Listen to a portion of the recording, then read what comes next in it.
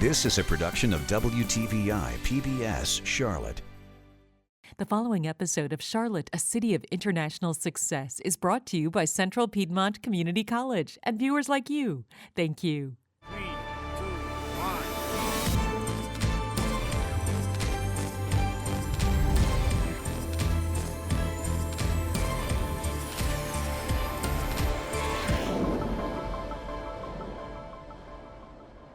Welcome to Charlotte, a city of international success. I'm Dr. Maha Gingrich.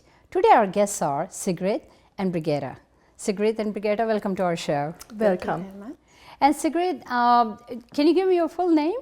My full name is Sigrid Belluz, but I usually shorten it to Sigrid Belluz because everybody knows me under that name. Sigrid. What about you? Brigitte Hartenstein. And do they call you like Brigitte? Here in the US, yes, they do. And sometimes they call me the French version, which I don't like because when my mother called it Brigitte, I did something wrong. So that's why I stick either with Brigitte or with Brigitte. I like that. I'll make sure I won't do that. Okay. And you're the principal of German school? Yes, I'm the principal of the Deutsche Schule Charlotte, which is a language school, and we have our classes on Saturday mornings. Oh, wow. And they're celebrating 40 years, right? Correct. We just recently had a big celebration in downtown Charlotte, and we celebrated 40 years of teaching German language. That's wonderful. And you know what? Out of that 20 years you've been the principal? That's correct. Actually, I'm associated with the school even longer than 20 years. I started teaching already in 1988, and I took over the principal role in 1994. But you're not from Germany, right? No, luckily the Americans do not really notice that because I have a German accent, but I was born in Austria. Oh, wow. Austria. Actually close to the Czechian border nowadays. It used to be Czechoslovakia, close to the Iron Curtain at that time.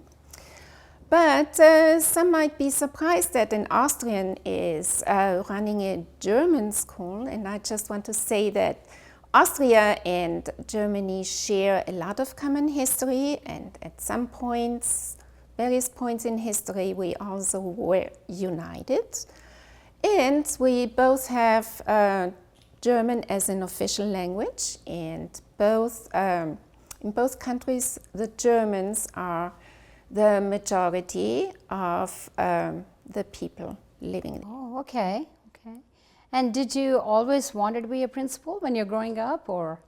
I really wanted to follow my brother's footsteps and go into the medical field, but since both of my parents were principals already, and I knew a lot about that field, I thought maybe it might be a good idea to step into their footsteps. And after my high school years, I attended a private university, which offered various majors in the field of education.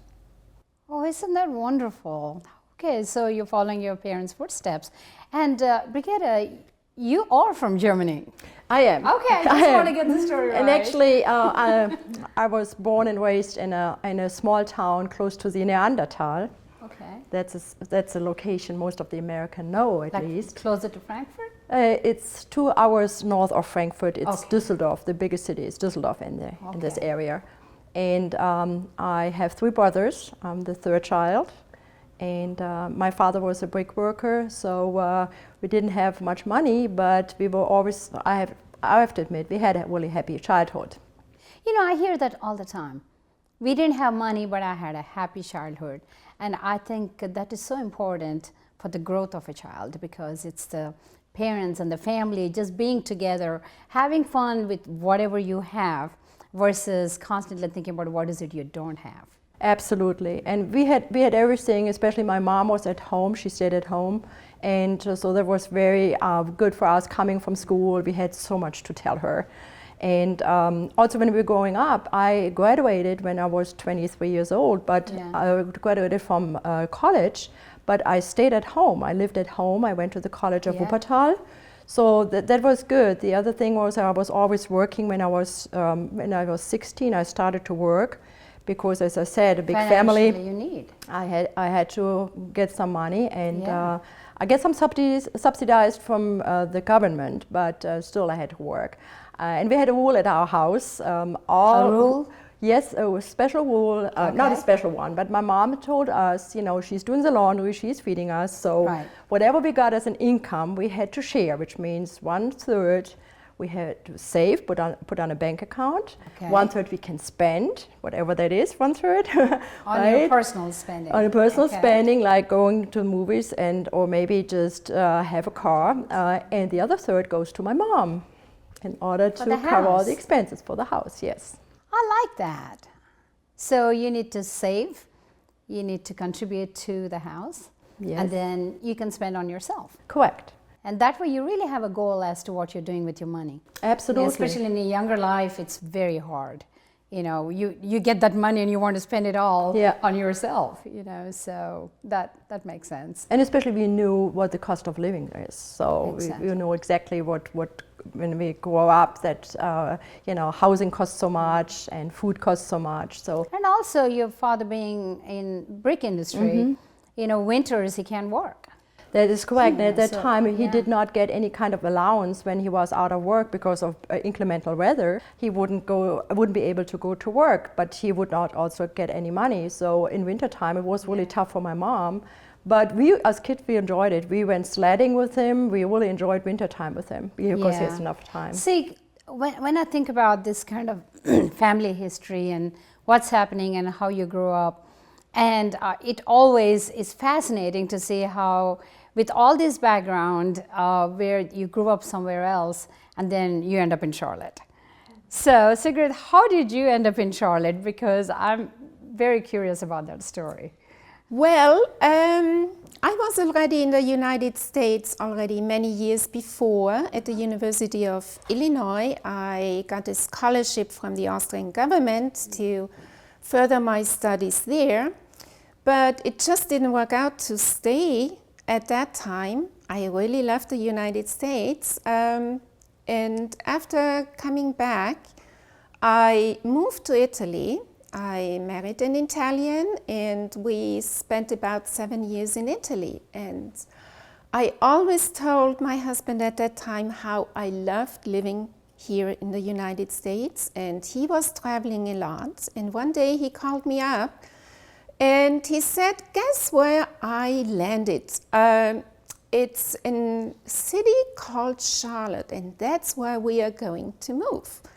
And you will be asking, okay, why? And he really liked my middle name a lot. And my middle name, I didn't share it before, is actually Charlotte. Your middle name is Charlotte? Yes. Wow. And I said, okay, that must be a very lucky omen. Let's move there. And within 5 months, we moved to Charlotte with 5 suitcases and 2 kids. Oh my goodness. Okay, that is absolutely wonderful story, you know, for you to have the name Charlotte and then actually end up in Charlotte and come to Charlotte because it is Charlotte. Now, this, especially during this interview, I think it's very important for us to talk about the city of Charlotte, the name, the Queen City of Charlotte, the name. So, as you're an educator, in about 2 sentences, can you give us a history of course. as to how we got I was the name? surprised. Arriving in Charlotte, there is already a big statue of a woman, and she is the Queen Charlotte of Mecklenburg-Strelitz. And of course, I was wondering how come that statue was placed right here. And the history goes back hundreds of years ago, and as you might know, here in North Carolina there were the British colonists, and the British people and also Germans at that time settled already, and it was an intersection of 2 trading paths of the Native Americans. And when it came to name this settlement, the loyalists, the British loyalists wanted to favor King George III. Okay. with naming the city after his wife. He had recently married before, and his wife was Queen Charlotte of Mecklenburg-Strelitz of Germany. Of Germany. Isn't that wonderful? And even A great nowadays, story. you might refer to Charlotte, the Queen City, and that goes back hundreds of years. And we also have a sister city, and so that's wonderful. What a great story about that. So, Brigitte, how did you end up in Charlotte? We came to Charlotte in 2001 officially. Okay. Unofficially, it was work before. My husband and I, we were working for a company in Germany, doing business already in the US. Okay. And one of our affiliates was J.A. Jones at that time. And the president was Dieter Radke. And we had a couple of meetings in Charlotte. And we said, when we ever will be relocated or do something else, we'll go to Charlotte. We really liked it here. And still do, of course. Of course, yeah. So you moved here in 2001. Correct. 2001. And I know between both of you, there is so much to talk about what you all do professionally and how that impacts our complete Charlotte region and education and business development, economic development. There's so many things regionally that we are benefiting. So very quickly, I want to go ahead and jump to that conversation. We said, is it Kai? Who was the founder of the German school? Yes, as we mentioned before, the German school was founded actually already in 1974. Okay. With an educator called Friedel Farko, and also a representative of the German business community at that time, Kai Schneid, and a few other people. And they were interested to establish a school for all the German expats who came to Charlotte, because they needed to maintain their German language, because sooner or later they wanted to be reintegrated into the German school system. Okay. And of course, during all those decades, our goal has changed. We want to admit all the children of all nations, of all national backgrounds, and to teach them the German language. That's wonderful. So really, now the German school is not just for Germans. Not anymore. You have no, all actually, internationals. it's about only 10 to 20% of our student population is really coming directly from Germany. Wow. Our main student body consists of the so-called heritage speakers. They might have a German parent still at home, but they never attended a German school system. Wow. Or they are living either here in Charlotte, or they are coming from any other German school abroad. So, and of course we also have about 10 to 20% of children who do not have any German at home at all. But you meet on Saturdays, so they're going to regular school somewhere else, Yes. and then they're committing themselves, the parents and the students are committed to attend your school on Saturdays, and that is a huge commitment from the parents. It's not only a commitment from the parents, also from the children, and from the teachers, and from all the volunteers who are helping in the school. Yeah, that's true. That's true. And so really keeping that in mind, we're talking about learning German language, culture, as well as really educating them, I would think, to the point where they can get maybe a diploma. Oh yes, some people are misled because they think we're maybe just a conversational group or a play group on Saturday mornings. Yeah. The children are really working very hard, and we offer all different kind of language diplomas, either national diplomas here from the United States, like you probably are familiar with advanced placement tests for Yes, the universities, SAT subject tests, Wow. CLAP, SAT. That's a lot. But also in 2008, we were accredited by the actually already early in 2002, we were accredited by the German government to administer the German language diploma, and the highest level of this diploma is the pathway to the universities in Germany. It's a language requirement in order to study there, but even if they want to continue their studies here in the United States, they almost can have a major in German in their pocket. So attending our school on Saturday mornings is really a very cost-effective way and saves time later on at the universities for the students to just have a second major in their pocket. And then also they can use it as a foreign language requirement. Exactly. At colleges.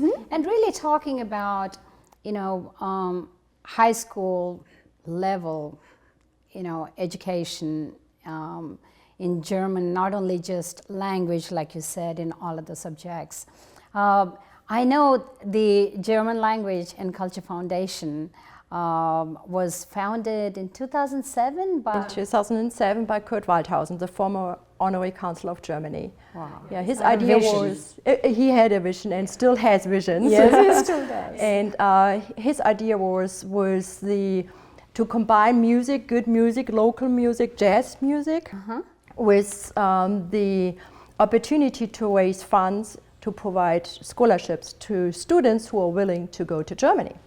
And so it was founded as a South End Jazz Company first, a non-profit organization. I remember that, yes. And the first student got $7,500 as a first scholarship. Wow. The first student in 2006 already. There were another 3 in 2007.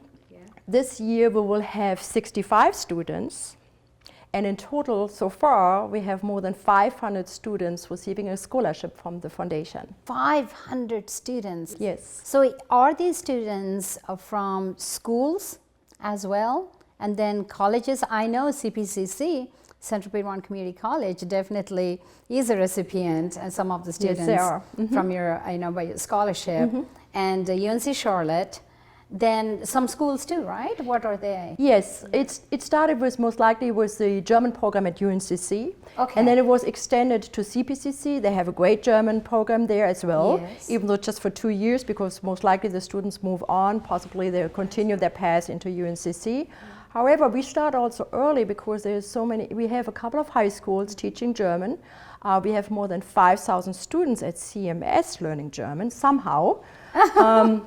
So we support high schools providing also German language and culture, and programs like going to Germany, visiting companies in Germany, even though talking about high school students, going into German companies, learn about apprenticeship programs, visit Stuttgart, visit Berlin, visit Hamburg, and also other great cities. Of course, they live usually in host families, so they're integrated in German families. Best way to learn. That's the best way to learn.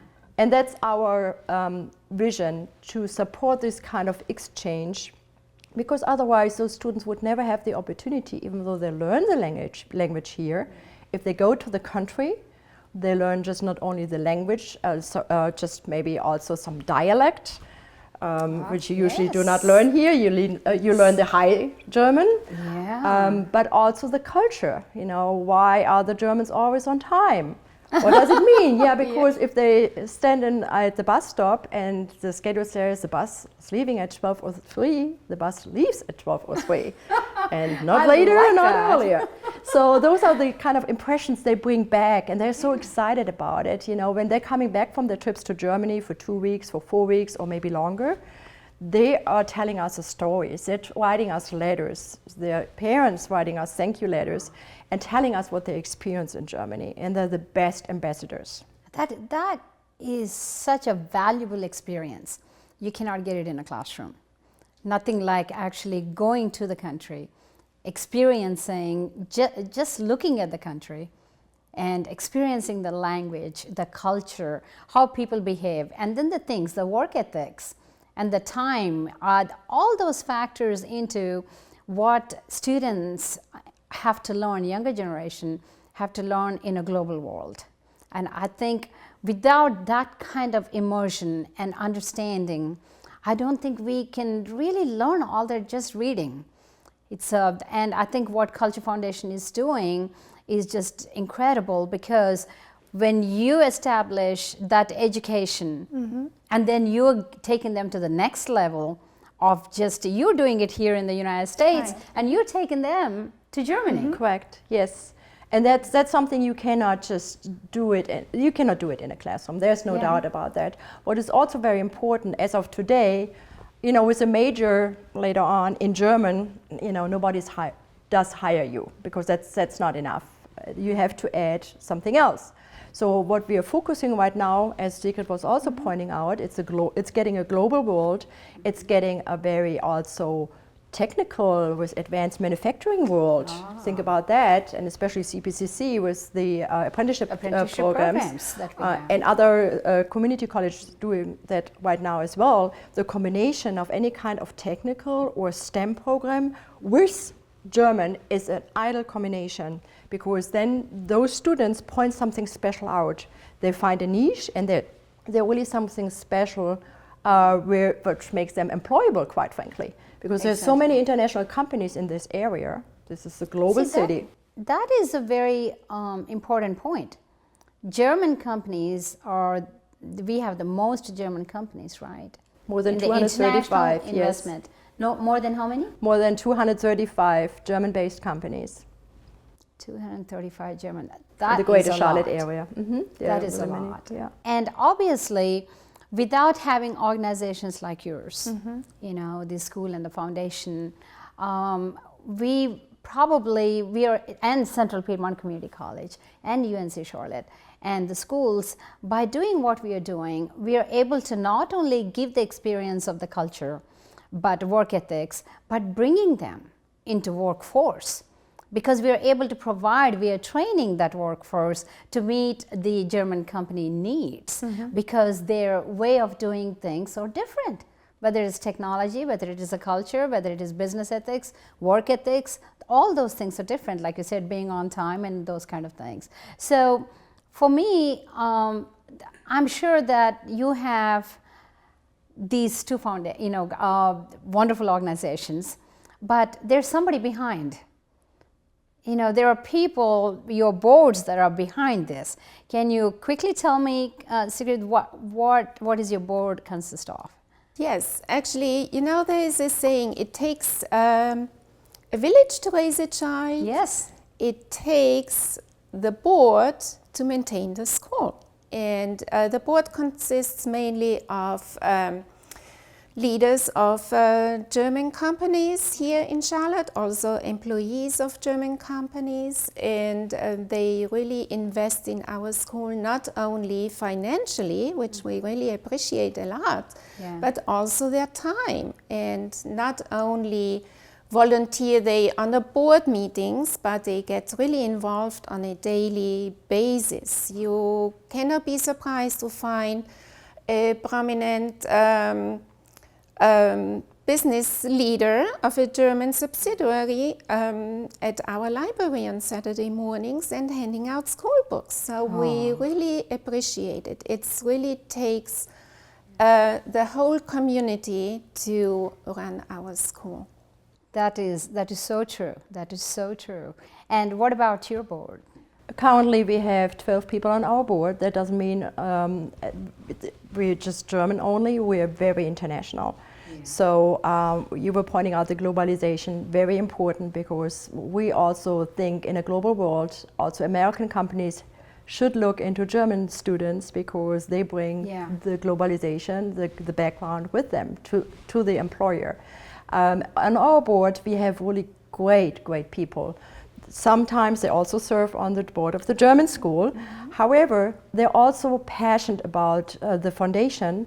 We just not only need the money, of course, to provide the scholarship, we need mentoring. Huge as the president. We sit down with the students, we do presentation at high schools, CMS, in German about erneuerbare Energien, renewable energy, for example. And this is great for the students, because they don't just see only the opportunity to go to Germany, they see the commitment from the German-related community and business leaders to them, to their special, I would say, special direction they are going, to think international. What do you think is most rewarding, like in maybe about 2-3 sentences, for you to be dedicating yourself and your life for 20 years in this organization?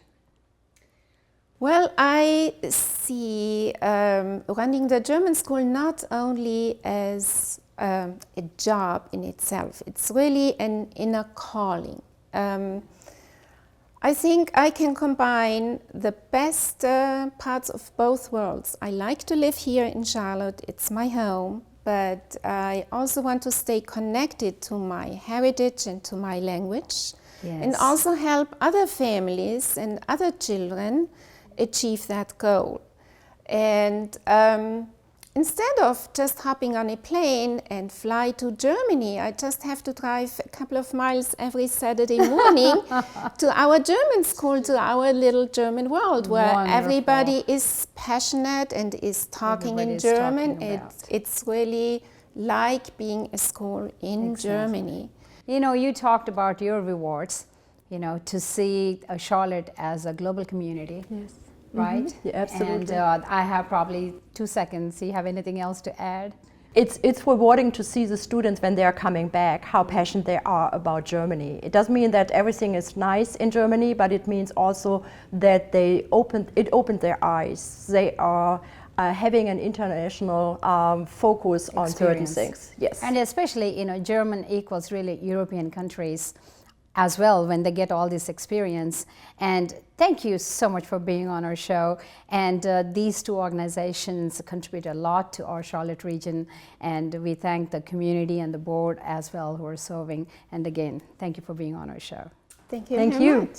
And thank you for watching Charlotte, a city of international success. I'm Dr. Maha Gingrich. Please join us again next time, right here on WTVI PBS Charlotte.